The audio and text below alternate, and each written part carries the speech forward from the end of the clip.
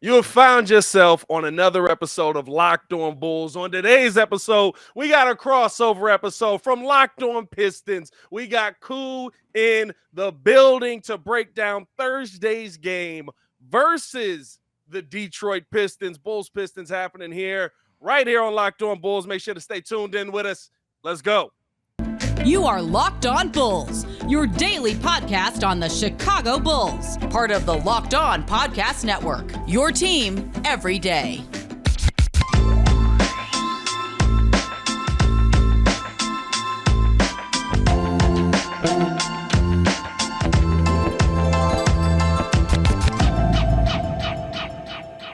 Thank you for tuning in to Locked On Bulls and technically Locked On Pistons. Where it's your team every day. We're free and available wherever you get your podcast. So make sure that you get in tune with us. That's Haize over there. That's Haize over there. My co-host, and of course we got Koo in the building from Locked On Pistons. Koo, what's going on, man?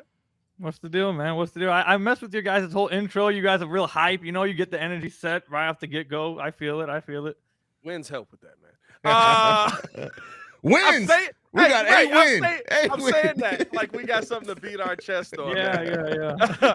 But I mean, hey, listen, we have a big game coming up here, right? Bulls playing in Paris versus the Detroit Pistons. Very interesting dynamic. Pistons in a little bit of a struggle. Starting things off this season, a lot of injury concerns, a lot of injury issues happening. They get in fights randomly that they just try and knock people out in. You know, there's a lot going on over there. Bulls trying to get themselves back on track. Me and Haize have talked about how up and down this team has been. But let's start it off with the Pistons. I mean, I feel like, right, a lot of people are giving the Bulls the edge in this one, of course, because of the talent on the team. But what are you seeing coming into this game, Koo? How do you feel like the Pistons are going to try to attack the Bulls and come away with a win over in Paris? I think they're going to have to rely a lot on the energy around Killian Hayes homecoming. He's back in France. He's back in Paris. Yeah. Like that, I feel like that's really where all of this is going to come from. But outside of that, the Bulls obviously are just a better team. They're a more talented team. They got more high-end power, better scorers, et cetera, et cetera. I know Zach LaVine has started to come around a little bit more since the last time we played against each other. So it's going to be a tough matchup for the Pistons, no doubt. I don't think a lot of people are taking the Pistons to win this game, but I guess they have some energy of we want to play hard. We want to kind of win this one for Killian Hayes, who is back in his home country, his hometown. So I think that's where a lot of their energy is going to have to come from. But outside of that, I don't know what I got for you. I mean, it's interesting, right? Because that's almost the worst case scenario for us, Haize. Like that, like legit, there's no worse thing. I came into this game and I was like, hey, man, Bulls should get, dang, Killian Hayes is from France. We might actually have another game where we smoke it to a sub 500 team because of the narrative around this. First off, who's the guy on the team that you least expect to go off, Koo? Like the dude that you least expect to get 15 plus points? On the Pistons or on the Bulls? On the Pistons.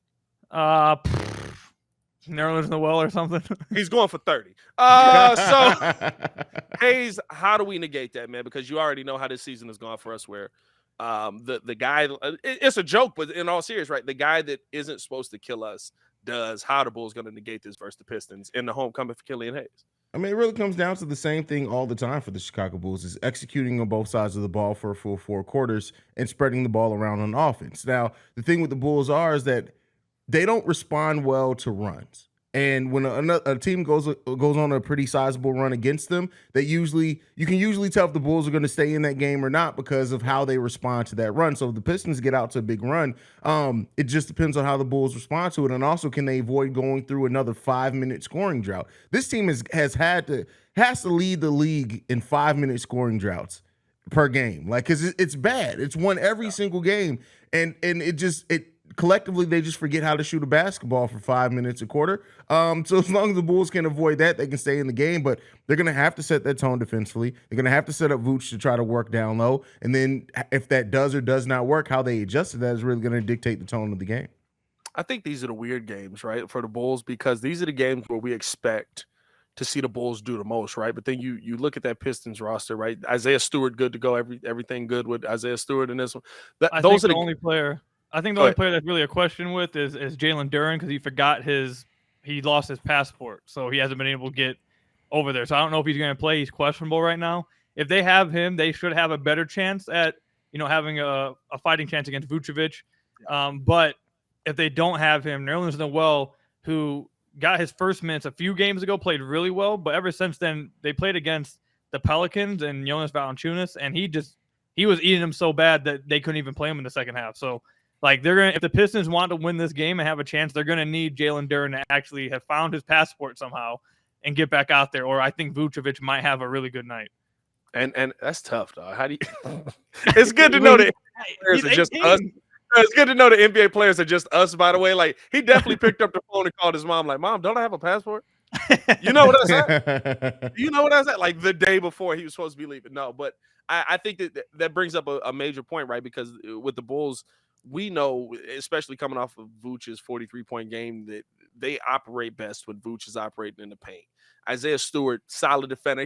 He's got that aggressiveness that we've seen Vucevic kind of shade away from, right? Like those are the moments where we see him pass out. Then it becomes, is P. Will going to be able to knock down shots? Is Io going to be able to knock down shots? And those are just the things that we haven't seen this season. I like the matchup if it is Nerlens Noel, especially after what happened versus Jonas, because Jonas and Vooch are kind of just the same dude. Like Jonas is a little bit younger Vucevic, if you really with a worse 3-point shot, maybe. But I'm confident. I can't say confident. I feel good going into this game with the Chicago Bulls. I personally have the Bulls coming out of this with a dub, but there's going to be so much energy in that building. I'm actually scared that we might get rolled, dog. I think that for real. I'm not I know it was a joke we were joking about, but I for real think that might be something that the Pistons can use to their favor in this game. Yes. The fact that they're back in Paris and Killian Hayes' homecoming.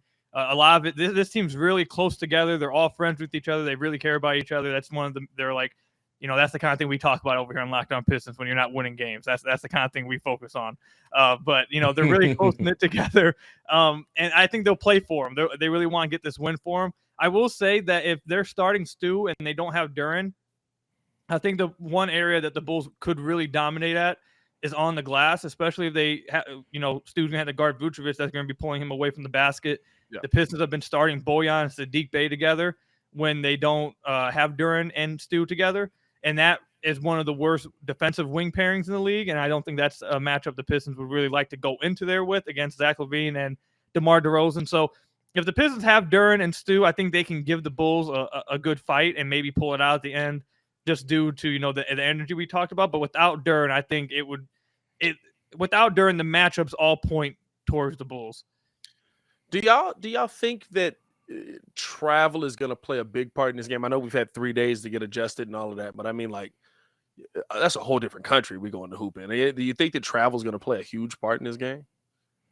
I don't think so. They've had a good amount of time. Yeah, they went over there early enough to where I think that shouldn't matter as much. I mean, is there going to be some jet lag? Absolutely. It takes like a week to get over. This is coming from somebody who grew up in Europe and went back and forth. So, like, it takes like a week to get fully over. But the thing is, they don't have to get fully acclimated. They've been over there. They've been resting. They're going to be ready to go. I really don't think the travel is going to play too much into it.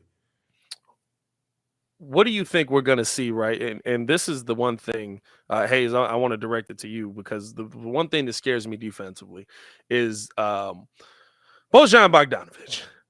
He always scares the mess out of me defensively because he never looks like he should be able to hoop. And those are the dudes that we don't defend. Do you feel like the biggest key in this game is going to be whoever's matching up against Bojan being able to shut him down? Because I'm not gonna lie to you, Killian's probably gonna have one of his better games. He's been playing a lot better this season. Cool, big Killian Hayes fan, huge Killian Hayes fan. I mean, it's ridiculous how much of a Killian Hayes fan this guy is. But he's probably having his best season. But without having that guy to defer to offensively, it makes it a lot harder for the Pistons, right? So I think that Bojan is that guy that he can be like, "Hey, yo, they got me. You knock down this shot," and we know he can do it. Well, yeah, he's their only 20-point per game scorer, right? Especially with Cade Cunningham being out. He was the only other one that was close. So definitely, I think if you can slow down Bojan, then it drastically affects their offense. But as we've seen with the Bulls team before, and that's the thing coming into with this team, like, we're susceptible to young teams that are scrappy and that can push the pace. So 100%. You know, 100%. we'll see what that means. But yeah, if you can go to stopping Bogdanovich, then that goes a long way into your battle. So we'll see.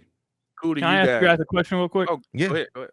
So I got the Pistons. One of their strengths is their bench. Since Alec Burks came back, they've had the best bench in the league in scoring wise. Is that something the Bulls struggle with? Because that could be another area for Pistons fans listening from Locked On Pistons. That could be an area the Pistons could try to take advantage of. Is that something the Bulls struggle with? Is that a major advantage towards the Pistons? Alex Burks is absolutely going off for at least 26 points in this game. So yes. Yes. Yeah, because I mean, what's our injury report looking like? I haven't even got the latest. Only person on our injury report is Javante and Lonzo. Caruso should be able to negate that, right? Like in theory, but again, we've talked about like there's just such an unknownness with this team defensively. Like Haize legit could be right. Like Alec Burks could be the guy that goes off for 30, right? Like I mean, like there's gonna be some guy on the pit. Here's the one thing we can guarantee: somebody on the Pistons we don't expect to is gonna dominate us. It depends on who that guy is gonna be. He was cooking us last time. Might be. He was the one cooking us last time down the stretch. Sadiq Bey might be for sure.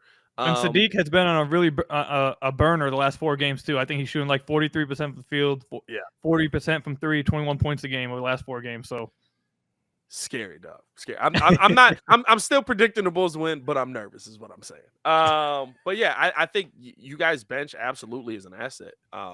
Because with the Bulls, not to say Kobe White can't go out and have himself a game, but it's about will Kobe White have himself a game. It's about will Alex Caruso be able to defend well? Will he be able to knock down the 3? Will Andre Drummond get playing time? Find out next week on this episode of Batman. You know what I mean? Like that's literally every week with this Bulls team. Like so.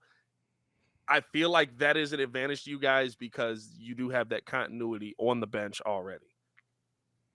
You know, one thing that can energize the bench players, that's Built Bars. So if you're looking for a delicious treat but don't want all the fat and calories, then you got to go with the Built Bar. We just got through the holidays, and I know my goal is to eat a little healthier this year. If you're like me, where you want to eat healthier but don't want to compromise taste, then man, I've got just the thing for you. You got to try Built. With Built, healthy is actually tasty. Seriously, they're so delicious you won't think they're good for you. Perfect for your New Year's resolution. What makes Built Bars so good? Well, for starters, they're covered in 100% real chocolate. That's right, real chocolate. And they come in unbelievably flavors like churro, peanut butter brownie, and coconut almond. I'm not sure how Built does it, but these bars taste like a candy bar while maintaining amazing macros. And with even better, it's that they're healthy as well. Only 130 calories and 4 grams of sugar and a whopping 17 grams of protein. And now you don't need to wait around to get a box. For years, we've been talking about ordering your Built Bars at Built.com. Now you can get them at your local Walmart or Sam's Club. That's right. Head to your nearest Walmart today, walk to the pharmacy section, and grab yourself a box of Built Bars. You can pick up a 4-bar box of cookies and cream, double chocolate, or coconut puffs. If you're close to Sam's Club, run in and grab a 13-bar box with our hit flavors, brownie batter, and churro. You can thank me later. All right, now. As we're getting into this second segment, right?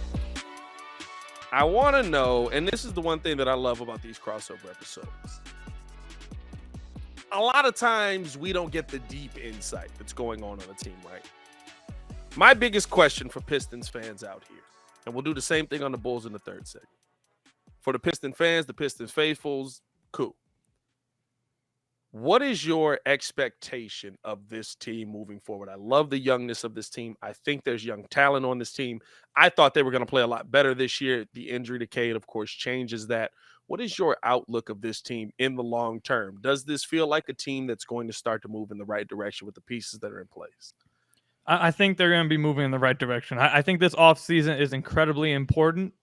This is the offseason where Troy Weaver is really going to have to be faced with making some kind of decisions. In the past, he's freed up some cap space. He got, just being honest, lucky to get the number 1 overall pick and get Cade Cunningham. But he hasn't really been asked to do, make this free agent signing fit with the roster or really put the team together that's supposed to win. Like a lot of it has just been, oh, we got Cade. Okay, let's get good character guys around him. And, we're going to lose a lot of games, get another high pick. This offseason is going to be the season or the offseason where he has to actually put together what a lot of Pistons fans believe is the offseason where they want to try to take the next step. So this offseason where we're going to find out what they do and who's going to be on the team next year. I think I said this before the season on Locked On Pistons that this season really is simply about finding out who's going to be on the team with Cade next year. It was really just a tryout amongst players. And they have I think they have the most cap space of any team next year. They have around $70 million in cap space or something. They're going to have a lot of cap space. They're probably going to have another top 3 pick, hopefully, if the lottery gods don't screw us over. So they have a lot of stuff to work with. And I think they're probably going to trade Bojan at the deadline for even more assets. So I think they're moving in the right direction. I think they found out who is going to be here next year and who's not going to be here next year and who doesn't fit in the future plans. I think they already found that out somewhat already. And yeah, this offseason is going to be big. They should be good. They should be fine moving forward when you got someone in Cade Cunningham this young who, I don't know if you guys probably didn't see, but he was interviewed this week about his surgery on his shin, and he said that this is something he's been dealing with since high school. He's just dealt with it. So really, have we even really seen Cade at full strength? Have we seen him 100%? Could this upcoming season be the first time we've seen him really at 100%? So, yeah. I mean, they should be in a solid spot with Cade. Just don't screw it up around him, and I don't think they will. I like Troy Weaver. I think he's been smart, and yeah, I think they're in the right spot. They finally got a future face of the franchise. You guys have our former face of the franchise in Andre Drummond. And, I love Andre. I'm still a big fan of his, but the Pistons never had a face of the franchise. They always had just a really good role players that could be role players in good teams. That's why you see a bunch of them across the league. Luke Kennard, Bruce Brown, Reggie Jack. They're all over the place. Yeah. Not as main guys, but as role players. But now they finally got one of those. So they should be straight as long as they don't mess up.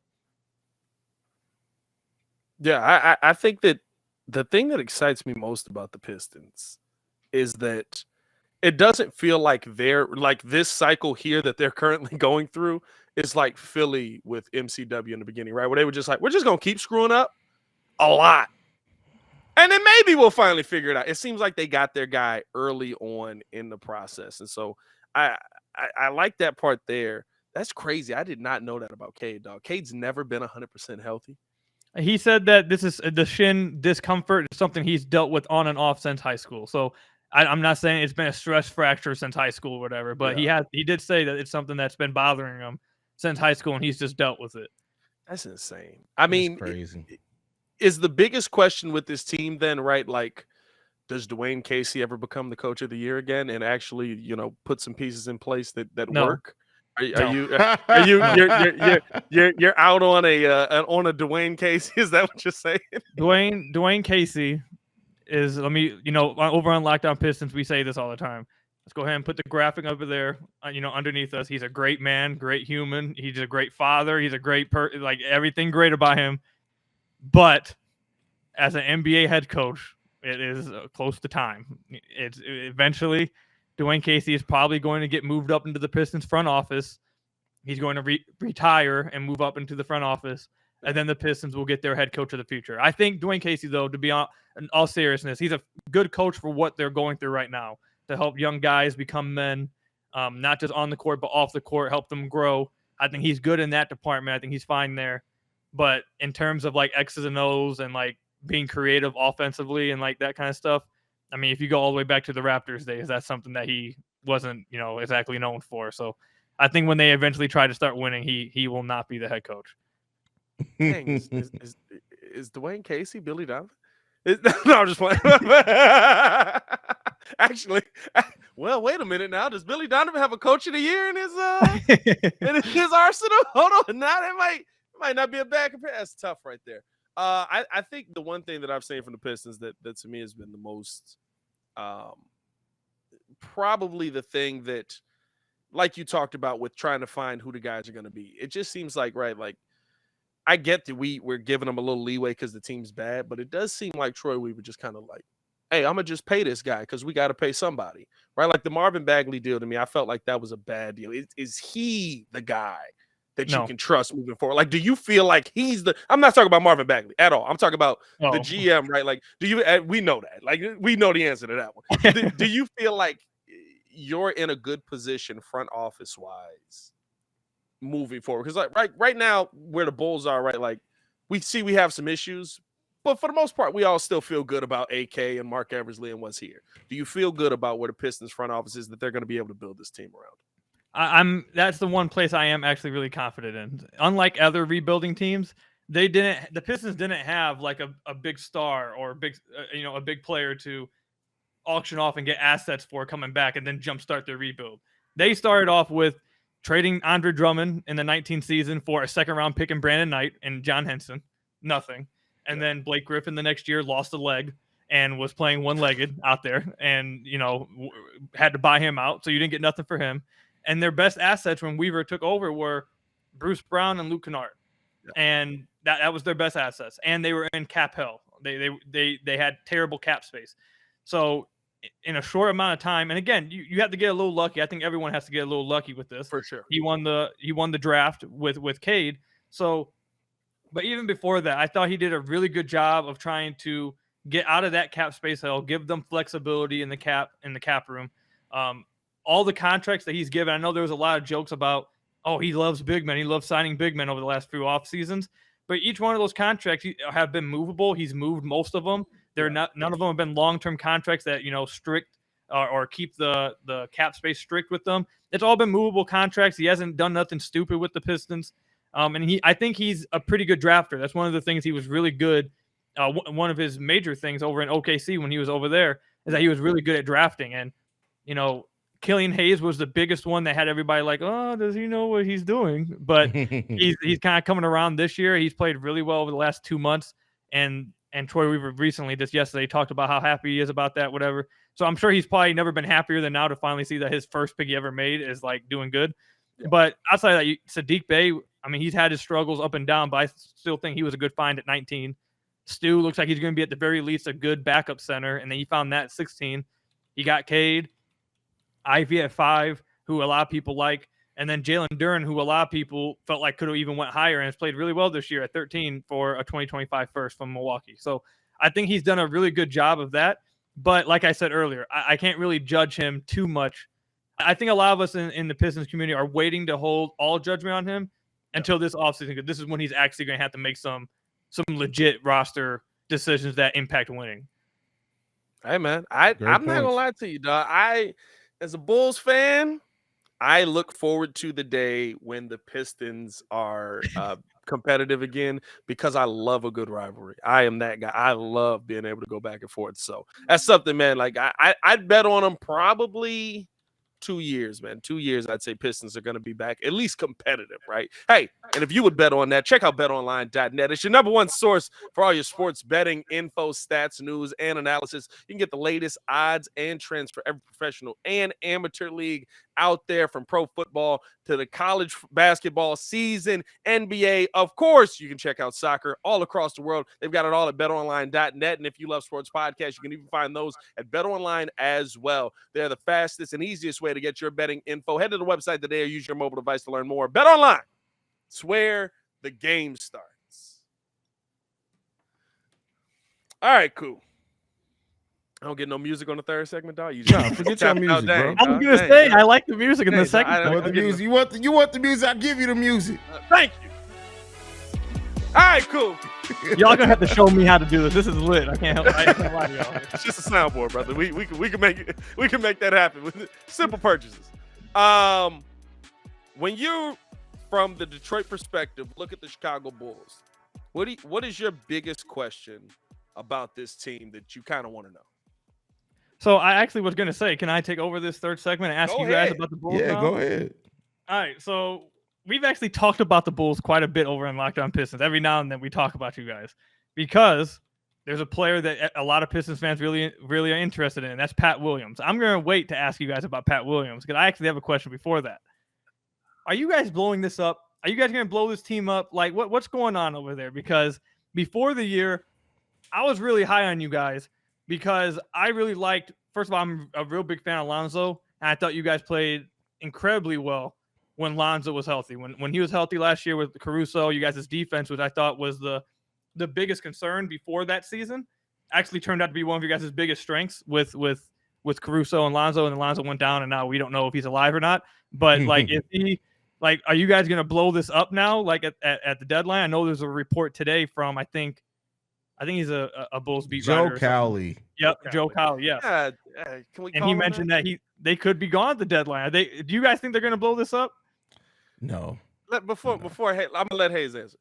No, I need this all Bulls Pistons team is fans. not blowing up anything. Like that's the thing. Like, I was gonna kill no. Joe Cowley real quick.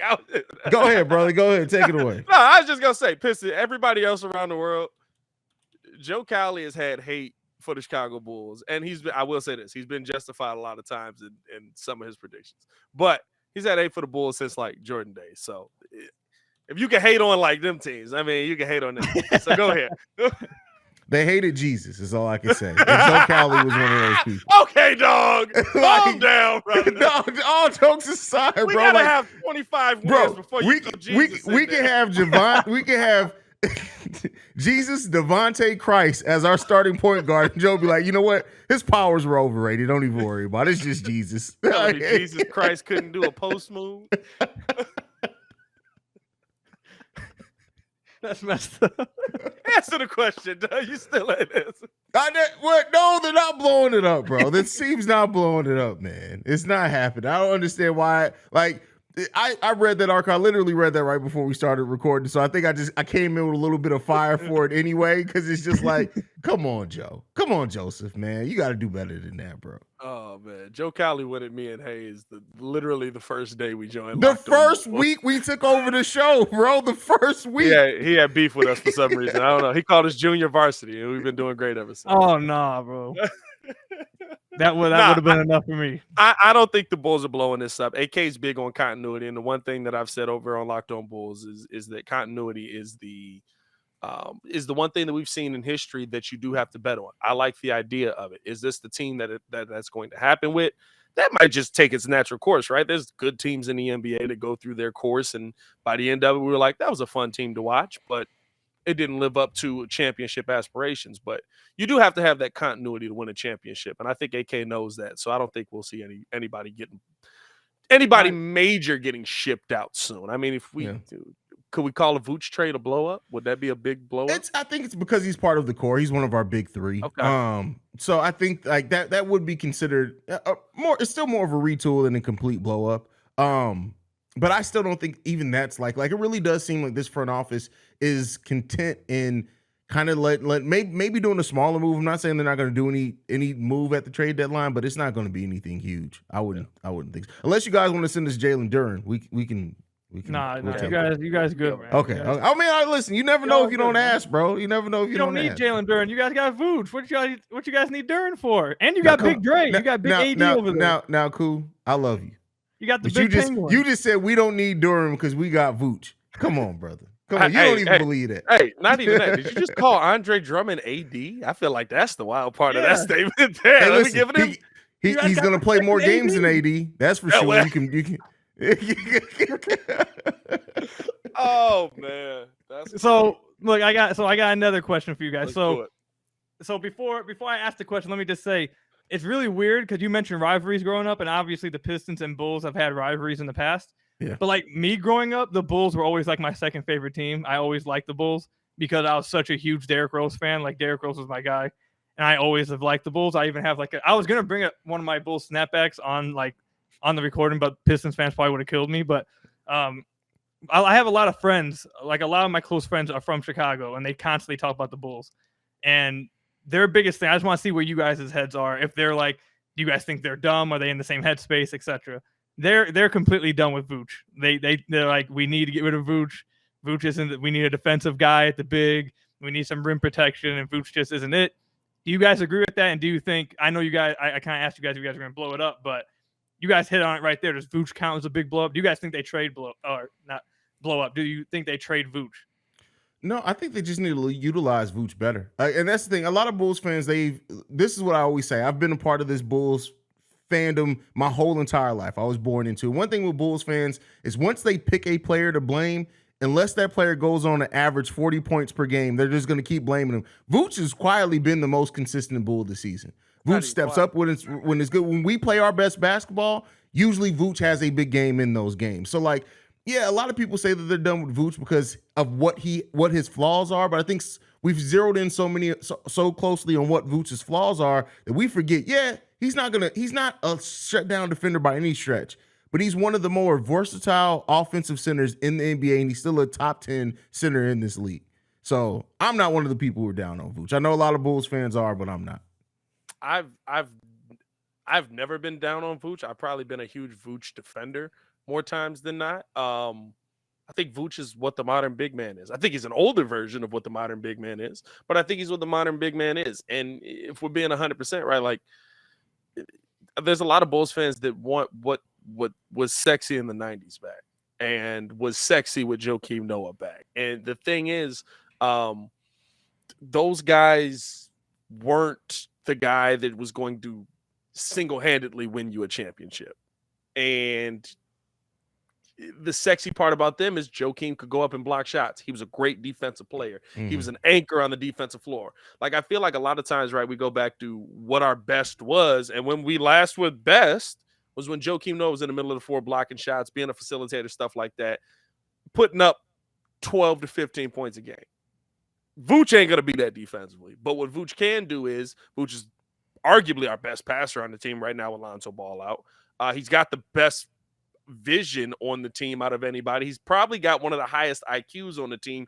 If you let him cook, he's kind of unstoppable with that weird float game. Down here we float too. And I mean, for me, I'm not going to be off of Vooch simply for the fact that you don't get rid of consistency. I'm not going to say I can't see the Bulls trading Vooch, though, because he's on the last year of an expiring deal, and that's a lot of times where you can get really good assets, especially when you have that caliber of player. So my final question for you guys. This is when I'm going to bring up Pat Williams now. So the Bulls currently, everybody, they are 20. So intrigued. I am intrigued. I'm very intrigued. So the Bulls, everyone, are 20-24. They're 10th in the East. Yeah. Right now, they're 2 games out of 9th and 2.5 games out of 8th. So you guys are just in the play-in, just in there fighting for it. Some people may say you guys need to, bring in some firepower. You feel me? And the Pistons might have some of that. What are you about to push on us, Koo? What do you Bogey. You about to send Bogey. The Pistons might just have some of that firepower. Someone can go out there and score. It looks like you guys don't, Vooch already not good defender. Why not just pile on with that? No, just keep going with the no just defender. Double down on the bad defense. I feel you. Yeah. Just get Bojan 20 points a game, 40% from deep, damn near 50, 40, 90. And just, all us Pistons fans ask in return, just Pat Williams. Just send him this way. You don't have to match contracts because the Pistons have cap to eat. Just throw him this way, and I think it'll be good for both teams. You guys get a score. You guys maybe shore up the standings. Don't blow it up, et cetera, et cetera. And the Pistons get another young forward that can play some defense. Yeah. I hear all that. It sounds good, but no, we're good. Thank you for that. Thank you. We appreciate your offer, but we're gonna have to decline that generous offer there, fella. Hey, here's the thing. Not just for Bojan. Like, I was listening. He stopped at Bojan. We have a lightly used center who's gotten picked up by Tony Bradley. We can send you Tony Bradley for Bojan, and we can do that. We can send them a not used at all center in Marko Simonovic, who has do you no want Marko idea Simonovic? We can absolutely give you Marko Simonovic, bro. We good, man. We good. You sure you don't want Marko Simonovic? No. I just want to check in on what's going on with Pat. I've been seeing some mixed emotions about Pat. Bro, I feel like Marko Simonovic can blossom into the next Rasheed Wallace. Bro, Marko Simonovic. He said Rasheed Wallace, bro. Marko Simonovic gets scared staring at himself in the mirror. Rasheed Wallace scared other people by just staring. Literally got technical fouls by just staring. I don't see it, brother. This man scared looking at himself. He looked in the mirror. Oh, Jesus, Marko, what are you doing, man? We in the locker room, brother. Did you just call him? So you calling him Dorian Gray? Is basically what you're saying. He is. He sees himself in the mirror, and that's. Yeah, that's why we don't do crossover episodes, bro. That's why we don't do these, because ones come on here and they just be like, these dudes are insane. He's not wrong. No, what I will say is this, right? So I had to tweet. I tweeted out a couple of games ago. I said Pat Williams is a bust, and everybody lost their mind on it. And apparently, I have a very different definition. Bro, people really were ready to fight you. They were ready to fight me, and nobody wanted to hear the explanation. So, but for me, right, P. Will has not lived up to his draft spot. Can he live up to that draft spot somewhere else? Probably so. If you give him more than 10 shots, which the Bulls often don't, he probably can. But the biggest thing for me that will always hold weight, and it probably holds weight the most with AK, is P. Will's not 22 yet. He's been in the league 3 years. That's going to. I still feel how I feel. He hasn't lived up to the number 4 spot. But that doesn't mean you just move on and give up on a player. At a minimum, we've seen those guys turn into guys like Austin Rivers. We've seen those guys turn into guys like Seth Curry, right? Where you look at them and you were like, you're supposed to be the next this. And they just kind of become role players in the NBA that are really solid pieces. I'm okay having that if I have the other pieces in place. So I'm not ready to move on from P. Will yet. But Bojan's an interesting start. Is there anything else you can wet the beak with over there? I don't want Nerlens Noel either. Although, man, Bulls fans would love Nerlens Noel. You already know they would. You can have him. Take him. They'd be like, he blocks shots. Yep, he does. And does nothing shots. else. He blocks some shots, and every now and then you'll see him just whip out a mid-range shot. Whether that's good or bad, I'm not going to say anything about, but he'll whip it out for sure. He'll definitely. He'll just Let me ask you this, Koo. So what pieces on your roster, the Detroit Pistons roster, do you just don't see it for? I know they're a young team. I know coming into the season you weren't hopeful that the team was going to win too many games, but like right. what's the one piece that that the front office or whatnot may be hoping they're going to develop and you just don't see it for at all? Who was off Killian for 4 days? I tracked his Twitter. No, we're not going to do 4 days. This. I saw it removed. His Twitter handle was Killian Haize fan, and it was gone. And I was like, what happened? Wait a minute. He was off Killian for 4 days, bro. That's it's still gone too. Bro. Is this gone? As soon as I removed it, this happened. So I was a jinx. I had to. It can't go back because as soon as it goes back, he'll revert back to what he was the first 10 games. But that's hilarious. You're trying to get me really like destroyed from Pistons fans. Like they're about to just destroy me for this, but it is what it is. So like I said that this was like a year to figure out who's going to be on this team moving forward. Yeah. And I think Killian's proven that he's probably going to be on this team moving forward or traded for something. I think Stu has proven that he'll at least be on the team as a backup big. The one player who, and again, Pistons fans are going to kill me for this, but the one player who I just don't think has his future is very questionable, and you don't really know what's going to happen is Saddiq Bey. Saddiq, it's hard for me. I've said this before in the podcast. I try to say it at the very end of the podcast, so thank you guys for bringing that up at the end. I say it at the end all the time, so not as many people come after me. But stand on it, cool. You got to stand on it. Nah. So like, Saddiq, when his rookie year, he was billed as like this 3-and-D guy. And then after his rookie year, it was like, oh, he's trying to add more to his game. Maybe, and he struggled doing it, but people were like, oh, he's trying to be more than just 3-and-D. Maybe he can create some shots. And we had fans, yes, calling him PG-13, future PG-13. Yes, this is the kind of stuff that was going on. So that's where we were at. They were like, okay, maybe he can add this stuff. And now after 3 years, he's gone from 3-and-D player to a 3-and-D wing that doesn't shoot the three well and doesn't play defense. And it's like, okay, so what are you doing for me? So this year he's barely hovering around 40% from the field. He was for a good majority of the season, he was around 28% from deep. He shot well the last few weeks, gotten a little bit better at that. So he's gotten up to 33%. But still not like a knockdown shooter or anything. He's shooting 46% on all 2-pointers. So this improvement that we've all talked about as a finisher within the arc, I mean, has it really been that big of an improvement? Because last year he was at 45%, this year he's at 46%. So it's like the one area that he's actually very much improved on is drawing free throws. But like that's not. And when you got Cade and you got another pick coming up at the top of this draft, you got Jaden Ivey and all these other guys. You don't need someone else who can just draw free throws. You need specialists. You need guys who specialize in a role. And I can see a role that Killian Haize plays into. I can see the role Isaiah Stewart plays into. I see the role Jalen Duren plays into. I don't see that role with Saddiq right now because in a wing-dependent league, I've said it before, I say it again, I think this league is a wing league. You win on the wings. Mm-hmm. And you have guys who switch 1 through 4 and can do all kinds of stuff. Saddiq can't switch 1 through 4. I don't know what the position exactly he guards. He's not the best spacer on the team either, so he's not providing incredible spacing for for the team, and he wants the ball in his hands a lot. When he's at his best now, it wasn't like this before, but now he's at his best when he's going to the rim and drawing a foul. So it's like I don't know where the Pistons go from here with him. So that's the one player I don't want to say I'm just completely out on, but definitely like confused on. That's fair. That man says he don't know who Sadiq Bey guard 1 through 4, bro. Bro, ain't nobody left, bro. Ain't nobody left with the center, and he ain't that big. That's hilarious. That's tough, man. Hey, man, we appreciate everybody who's tuned in to this episode of the Pocket, bro. That got me. Like, he gonna guard 1 through 4. I'm confused on this spot. It's not one. There isn't one. Just say it, Koo. Koo, just admit it. He has no spot. I don't know. It ain't the 5. Koo said everything in that to basically say this man has absolutely no place on a basketball team.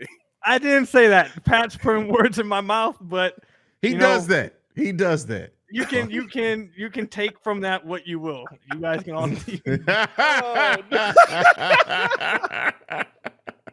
Cool. Who understands what show he's on? You know what I mean? Cool. Let the people know where they can follow you at, brother. They can find me over on Twitter at Kuka Hill, obviously over at Locked On Pistons. I appreciate you guys doing this crossover, man. It was a lot of fun. I hope everyone listening, especially over on the Locked On Pistons side, I hope you guys all enjoyed it. You know, the Pistons don't have much to root for and, you know, not a lot of wins. So every now and then we can just have fun and laugh and stuff. It's needed. It's needed. You guys, different story. You guys, you guys need this win, but we just want to laugh and smile every now and then. So that's why I love doing these crossovers. At least we get the joke around, man. Follow us on everything at Locked On Bulls. You can follow me on everything at Pat the Designer. Appreciate you guys for tuning in for another episode, man. You guys can follow me at CEO Haize, at CEO Haize. And thank you for making Locked On Bulls and Pistons your first listen today. Now for your second listen, go and check out Game to Game NBA. Every moment, every top performance, every result, Locked On Game to Game covers every game from across the NBA with local analysis that only Locked On can deliver. Follow Game to Game on Locked On NBA, available on the Odyssey app, YouTube, and wherever you get your podcasts. For Pat the Designer and Koo, I'm Haize. This is Locked On Bulls and Pistons. We out, y'all. Peace. Peace.